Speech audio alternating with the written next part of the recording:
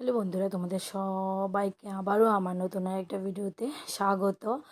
আর আমার শরীরটা প্রচণ্ড খারাপ, গলাটা তো বুঝতেই পারছো।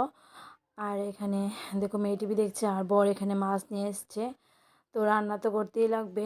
মাছ দিয়ে কী রান্না করবো বুঝতে পারছি না। এখানে ছিল সজনা ডাঁটা, কতগুলি উচ্ছে।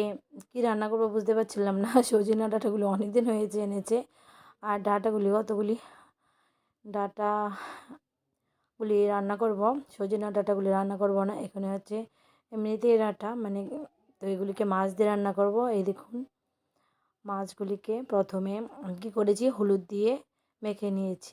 আর আমার রান্নাটা একদম ঘরে যা রান্না করেছি ওইটাই আমি তুলে ধরেছি। আমার রান্নাটা কোনো প্রফেশন রান্না নয়। আর দেখুন তেল দিয়ে দিয়েছি।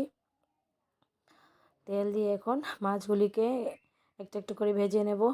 আর আমার এই রান্নাটা মানে একদম নিজের মানে ঘরে আমি যা রান্না করেছি তাই তুলে ধরেছি। কেন কি আমার হাতে কোনো মানে এডিট করার মতো ভিডিও ছিল না, তার জন্য আমি এটাকে তুলে ধরলাম।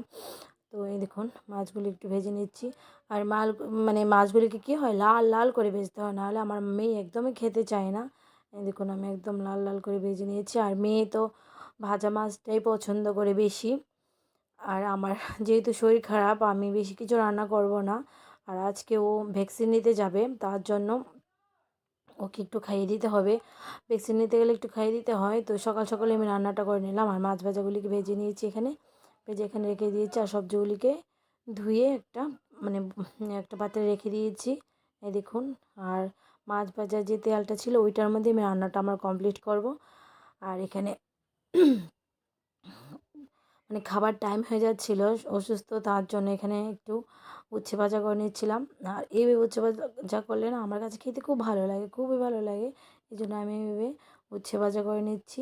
যেভাবে আলু ভাজা করে এভাবে উচ্ছে ভাজাগুলি করে নিচ্ছি। এগুলি খেতে খুব না মানে টেস্টি লাগে। আর এখানে আদা, তারপরে কাঁচা লঙ্কা, তারপরে একটু জিরে, তো এখানে পেস্ট করে নেব।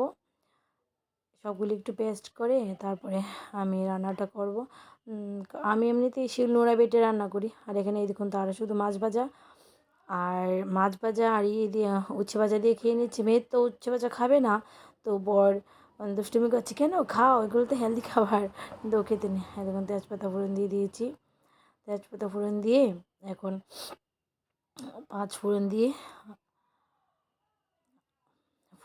তেজপাতাগুলো একটু লাল লাল করে ভাজলে ভালো হয়। কারণ যখন তুমি একটু লাল লাল করে ভাজলে মানে স্মেলটা ভালো বের হয়। তো এই জন্য আমি একটু লাল, আমার কাছে এরকম লাগে। তো এখানে দিয়ে দিচ্ছি হচ্ছে ফোড়নটা ভালো করে একটু লাল লাল হলে দিয়ে দেবো সবজিগুলি।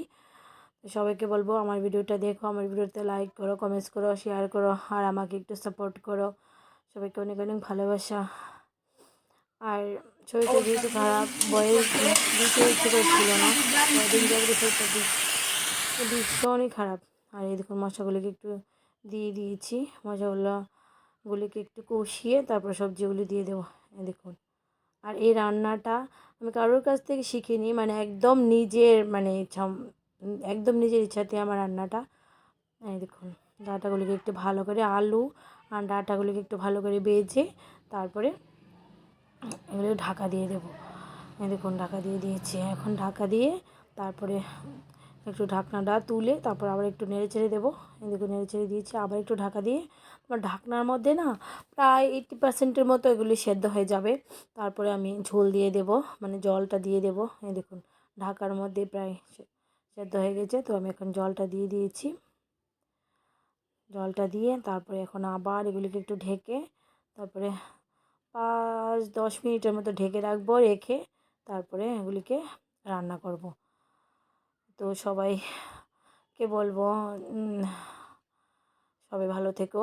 আর এই দেখো মাছগুলিকে দিয়ে ঢাকনাটা তুলে মাছগুলিকে দিয়ে এখন আরেকটু যখন জলটা ফুটে উঠবে ঝোলটা, তখন নামিয়ে নেব। নামিয়ে নিয়ে তারপরে একটা বলের মধ্যে এভাবে বাটির মধ্যে নিয়ে নেব।